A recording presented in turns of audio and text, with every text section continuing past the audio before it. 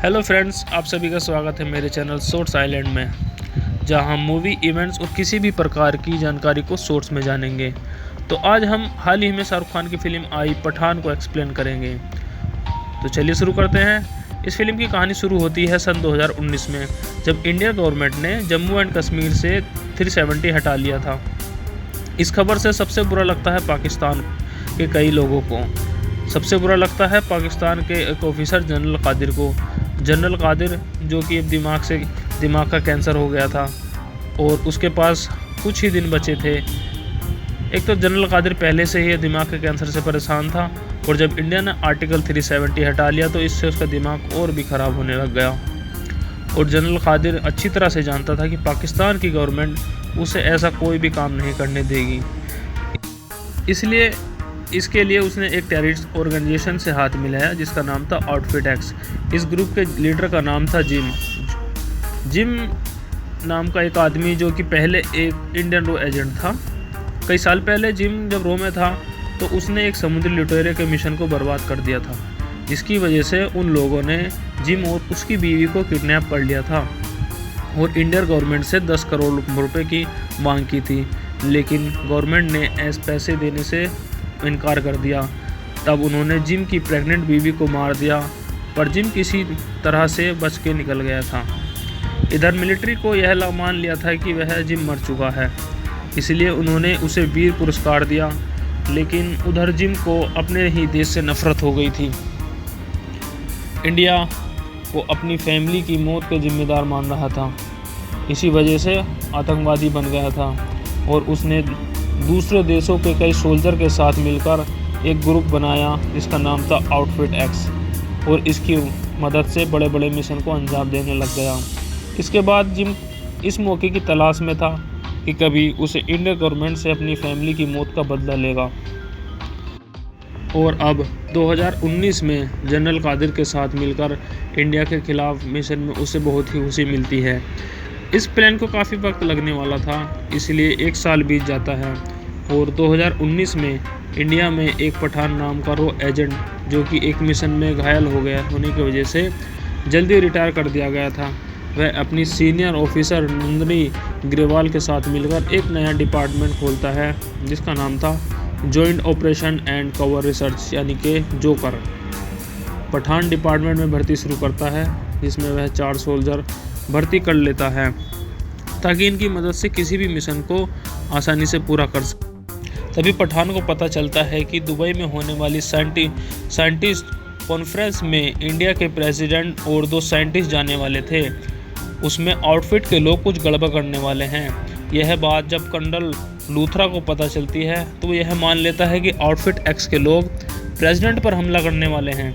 इसलिए colonel Luthra president की security में काफ़ी बढ़ा देता है।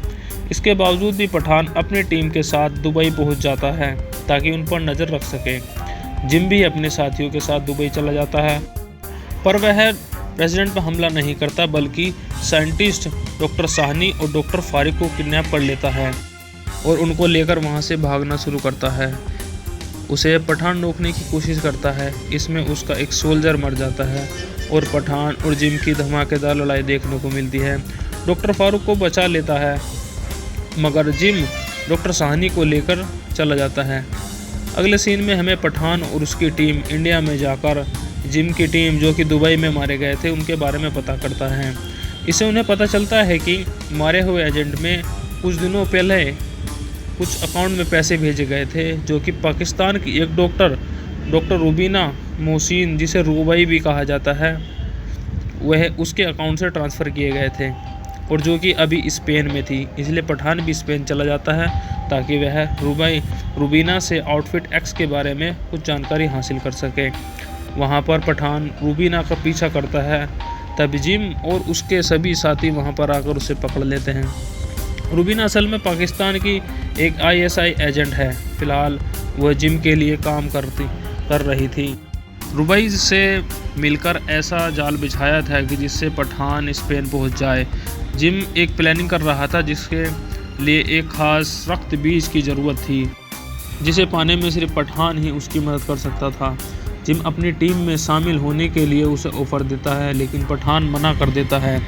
जिम अपने साथियों को मारने का ऑर्डर देकर वहां से चला जाता है, लेकिन जाने के बाद रूबीना आउटफिट के खिलाफ हो जाती है और उसके साथ वहां से भाग जाती है।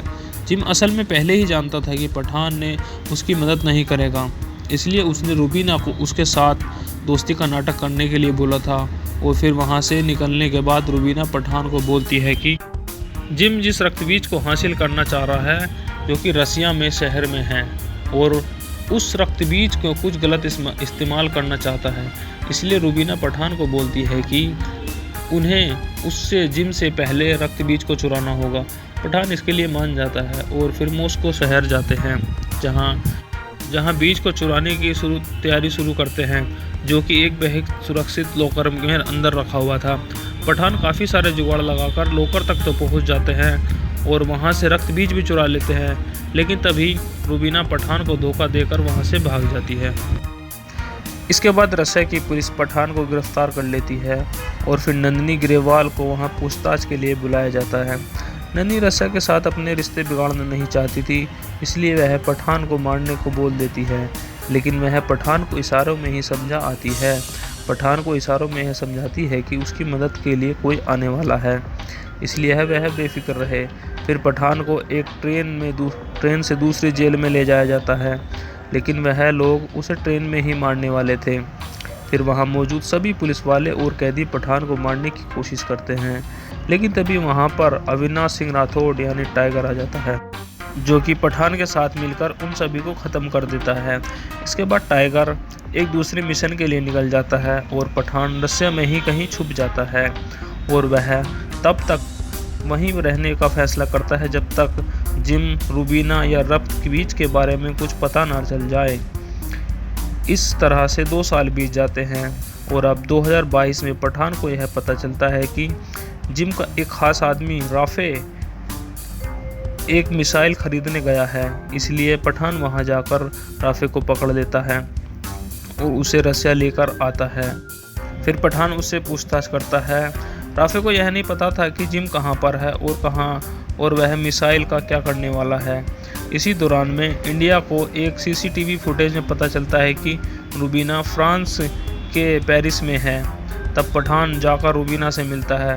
पठान यह समझ गया था कि वह जानबूझकर कैमरे में आई है ताकि वह उससे मिल सके। रूबीना जिम का पूरा प्लान बताती है। रसिया से चुराया हुआ वह रक्तबीज असल में स्मॉल पॉक्स वायरस था। हालांकि स्मॉल पॉक्स की वैक्सीन पहले ही बनाई गई थी, उस बीमारी का नामो निशान मिट चुका था, लेकिन उस वायरस को एक बेहद खतरनाक वायरस बना रहा था जिम। इसलिए उसने दुबई में डॉक्टर साहनी को किडनैप किया था और वह नया वायरस यानी असली रक्तबीज अब बनकर तैयार हो गया था, जो कि इतना खतरनाक था कि कुछ ही देर में किसी की भी जान जा सकती थी। उस वायरस को एक मिसाइल के जरिए इंडिया के किसी भी शहर में छोड़ने वाला था। रूबीना को यह पता नहीं था कि जिम यह क्यों कर रहा है। जब रूबीना को यह पता चलता है कि यह सब जिम जनरल कादिर के कहने पर काम कर रहा था, जो कि खुद पाकिस्तान की गवर्नमेंट से छुपकर यह काम कर रहा था, और इस सब में जिम का अपना भी बदला शामिल था। यह जानने के लिए रूबीना काफ़ी डर जाती है, क्योंकि उस वायरस से करोड़ों मासूम लोगों की जान जा सकती थी। इसलिए वह पठान के साथ मिलकर कुछ बातें बता देती है। इसके बाद रूबीना फ्रांस की खुफिया लैब में चली जाती है, जहां डॉक्टर साहनी उस वायरस को तैयार कर रहा था और उसे 2 और छोटे कंटेनर में रख दिया था। जिम उन्हें लेने के लिए वहां आता है, लेकिन तभी पठान भी उसकी अपनी टीम के साथ लैब में पहुंच जाता है। और जब जिम यह समझ जाता है कि रूबीना ने उसे धोखा दिया है, इसलिए वह वायरस को लेकर वहां से भागने लगता है। फिर पठान और रूबीना जिम का पीछा करते हैं और कुछ देर की भागदौड़ के बाद आखिर में एक वायरस का बॉक्स जिम को मिल ही जाता है और दूसरा पठान और रूबीना को, जिसे लेकर वह कर्नल लूथरा और नंदिनी के पास आते हैं, जो कि वायरस को टेस्टिंग के लिए रख देते हैं और रूबीना को जिम का साथ देने की वजह से गिरफ्तार कर लिया जाता है। फिर उस वायरस के कंटेनर को इंडिया की एक रिसर्च सेंटर में लाया जाता है, जहां पर नंदिनी ग्रेवाल की निगरानी में डॉक्टर उस वायरस को खोलते हैं ताकि वह वायरस की वैक्सीन बना सके। क्योंकि दूसरा कंटेनर अभी भी जिम के पास था जिसे वह हमला करने वाला था, लेकिन उस कंटेनर के अंदर उन्हें पानी के अलावा कुछ नहीं मिलता। तभी उन्हें जिम का वीडियो कॉल आता है जो कि सबको बताता है कि असली वायरस उनके सेंटर में नहीं बल्कि उनकी ऊपरी लेयर में भरा हुआ था, जो कि खोलते ही सबके लैब में फैल गया था। उस ऑर्ग में एक ऐसी गैस भरी थी कि जिसके सभी पोर्टिव को डैमेज हो गए थे और सभी वायरस लैब में फैल चुका था, सभी लोगों की बॉडी में चला गया था, इसलिए उन्हें तेज़ी से स्मॉल पॉक्स होने लगता है। तब नंदिनी ग्रेवाल उस लैब को पूरी तरह से लॉक करवा देती है और कर्नल लूथरा को उस लैब को ब्लास्ट करने के लिए बोल देती है ताकि वह वायरस उन लोगों के साथ ही ख़त्म हो जाए। फिर उसे ब्लास्ट कर दिया जाता है। इसमें नंदिनी और डॉक्टर फारूकी के साथ कई लोग मारे जाते हैं। इसके बाद इंडियन गवर्नमेंट को जिम का वीडियो कॉल आता है जिसमें यह बोलता है कि उन्हें 24 घंटे में कश्मीर से अपनी आर्मी नहीं हटानी होगी, नहीं तो वह अपने मिसाइल के जरिए रक्त बीज को इंडिया के किसी भी शहर में छोड़ देगा। जिम और जनरल कादिर यह जानते थे कि इंडिया गवर्नमेंट कश्मीर नहीं देने वाली, इसलिए वायरस इंडिया पर छोड़ने की पूरी तैयारी कर ली थी। उधर पठान उसे दोबारा पूछताछ करता है। पता चलता है कि वायरस मिसाइल अफगानिस्तान में है और अपनी टीम को लेकर अफगानिस्तान चला जाता है।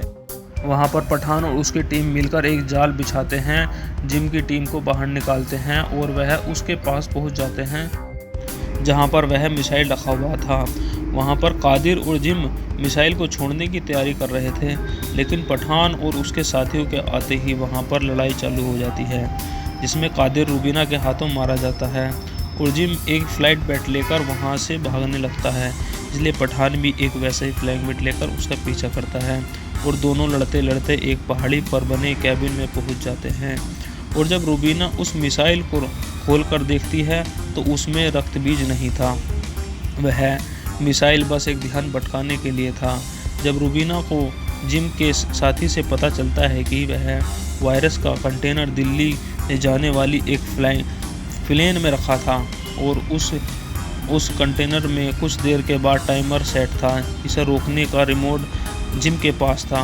दूसरी तरफ जब कर्नल लूथरा को पता चलता है कि कंटेनर प्लेन में रखा है तो उस प्लेन को तबाह करने के लिए फैसला करता है ताकि वह वायरस ज़मीन पर ना पहुँचे और पीछे से एक मिसाइल भेज देते हैं, लेकिन उसमें बहुत सारे पैसेंजर थे जिनकी जान दांव पर लगी थी, इसलिए पठान उनको बचाने के लिए जिम से लड़ाई करता है और उसे रिमोट छीन लेता है, जिसमें वायरस का टाइमर रुक जाता है। तब कर्नल लूथरा उस मिसाइल को प्लेन से पहुंचने से पहले ही ब्लास्ट कर देते हैं, इसमें सबकी जान बच जाती है। जिसमें जिम और पठान की लड़ाई होते होते जिम पहाड़ी से नीचे गिर जाता है। इसके बाद कर्नल लूथरा पठान को वापस रो में शामिल कर लेता है। उसके बाद एक फाइल देते हैं जिसमें उसकी कुछ सोल्जर की लिस्ट थी जो कि समय से पहले ही रिटायर कर दिए गए थे, ताकि पठान उन्हें भर्ती कर उन्हें एक नई टीम बना सके और देश को बचाने की पूरी कोशिश किया जा सके। और इस फिल्म के लास्ट में हमें पठान और टाइगर अपने काम से रिटायर होने की बात करते नज़र आते हैं। उनकी दोनों की उम्र हो गई थी और वो पता नहीं किन लोगों के बारे में बात करते हैं। ये तो हमें अगली फिल्म या किसी भी और पार्ट में पता चलेगा वह किस बारे में बात कर रहे थे। तो फ्रेंड्स, ये थी अभी हाल ही में आई पठान का मूवी का एक्सप्लेनेशन। तो आप सभी मुझे कमेंट करके ज़रूर बताएं कि आपको भी फिल्म का एक्सप्लेनेशन कैसा लगा, और मेरे चैनल को सब्सक्राइब करें, चैनल करें। Thank you so much.